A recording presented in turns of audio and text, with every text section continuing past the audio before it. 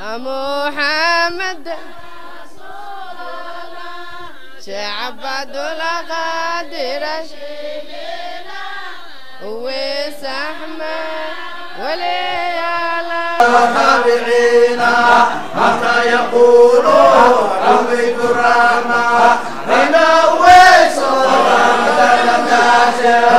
أنا ويسو أنا ويسو تابعينا حتى يقولوا ربي الرحمة jaaliyadda Soomaaliyeed ee degan waqooyiga Ameerika gaar ahaan magaalada Minneapolis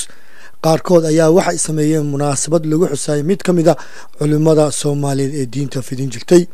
Sheikh Aweys Ahmed Al-Qadiri waxa uu kamid ah culimada caanka ee Soomaaliyeed kuna howlanaa gaarsiinta iyo fidinta diinta Islaamka Sheikh Aweys Ahmed waxa uu ku dhashay magaalada xeebta ee Baraawe ee gobolka Shabeellada Hoose sanadka markuu ahaa 1847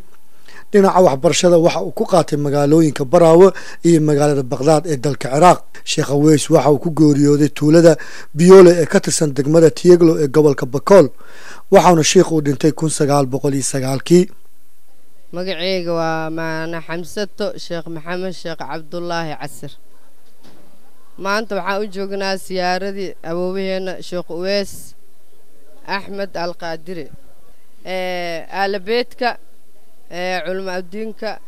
قادرين ودن قف مقن ملء ما شاء الله آذان وفرح سنة مركز سيارة ذا ما أنت وحلاقي ما هذا قبلة بدن كما تقول أحبابها طريقها كسوق الكلام إن شاء الله طريقها وعاقبة الله تعالى بارك الله فيكم وحلينا هاي إلهي إن مر بزيارة إن شاء الله إن السنة القصاص إن شاء الله يعني